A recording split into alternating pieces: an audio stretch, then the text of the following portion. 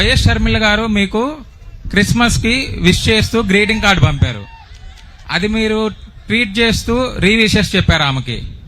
అది మీరు పర్పస్ఫుల్ గా చేశారా? అంటే అప్పటికే వాళ్ళిద్దరికి విభేదాలు మొదలయ్యాయి, అన్నా చెల్లెళ్ళిద్దరికి, వైఎస్ జగన్మోహన్ రెడ్డి గారికి, షర్మిల గారికి. అంటే మీరు కావాలనే పర్పస్ఫుల్ గా దాన్ని తీవ్ర స్థాయికి తీసుకెళ్లాలని చేశారా, లేదంటే క్యాజువల్ గా చేశారా? తమ్ముడు, ఇప్పుడు అడుగుతున్నా, మనకి రాజకీయంగా శత్రువులు ఉండొచ్చు, కానీ వ్యక్తిగతంగా శత్రువులు ఉండరు. సో షర్మిల గారు ఆనాడు క్రిస్మస్కి కేక్ పంపించారు.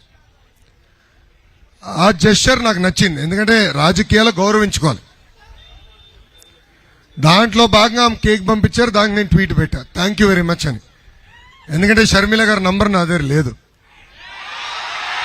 అందుకే నేను ట్వీట్ చేశా. ఇప్పుడు మా కుటుంబం 1992లో హెరిటేజ్ స్థాపించింది. ప్రతి దివాళీకి తల్లి అందరికీ గిఫ్ట్ హ్యాంపర్స్ పంపిస్తారు.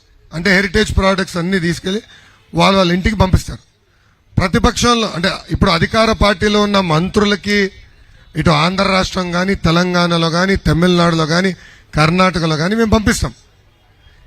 ఎందుకంటే that is one way of respecting people. అది చేస్తాం అంతే తప్ప దాని ఇంకా వేరే ఆలోచన నాకేం లేదు. దయచేసి ప్రతి ట్వీట్ని రాజకీయ కోణంలో చూడద్దు, మానవత్వం చూడండి. బ్యాండేజ్ బబులుకి మానవత్వం ఉండకపోవచ్చు, కానీ మీ లోకేష్కి మానవత్వం ఉండదు. రాజకీయాల్లో ఉంటాం, రాజకీయాల్లో మేము విభేదిస్తాం, అది డిఫరెంట్. కానీ ఏనాడు వ్యక్తిగతంగా మేము తీసుకెళ్లేదు.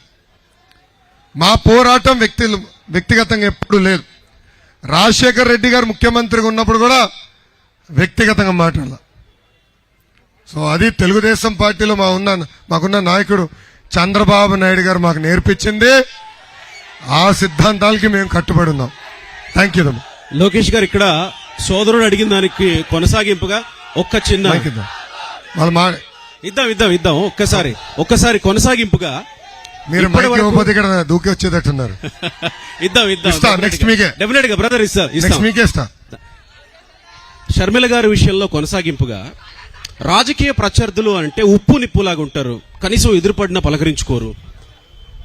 అంటే ప్రత్యర్థి మీద ఒక రకంగా విరుచుకుపడే సాంప్రదాయాన్ని చూస్తున్న ప్రస్తుత రాజకీయాల్లో రాజకీయ ప్రత్యర్థులకి ఇలా గ్రీటింగ్స్ పంపించుకోవడాలు, విషెస్ చెప్పుకోవడాలు, ఈ సాంప్రదాయం మీరు అధికారంలోకి వస్తే కొనసాగుతుందా అనేది నా ప్రశ్న. 100%. నేను తమ్ముడు ఒక్క నిమిషం, చిన్న 1 సెకండ్ తమ్ముడు.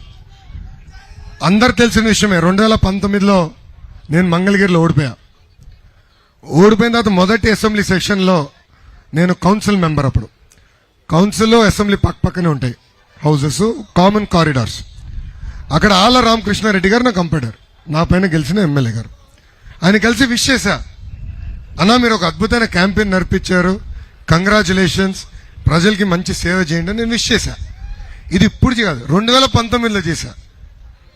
సో ఆ సంస్కారం మాకుంది, ఆ సాంప్రదాయం పద్ధతులు మాకు మా నాయకుడు నేర్పించారు. తప్పనిసరిగా అది మేము ముందరికి తీసుకెళ్తాం. ఈ సాంప్రదాయం కావాలా? మన అసెంబ్లీలో, మన చట్టసభల్లో ఈ సాంప్రదాయం కావాలా? గట్టిగా చప్పట్లు కొట్టడం అందరు కావాలంటే ఇదే సాంప్రదాయాన్ని లోకేష్ గారు ముందుకు తీసుకెళ్తామంటున్నారు.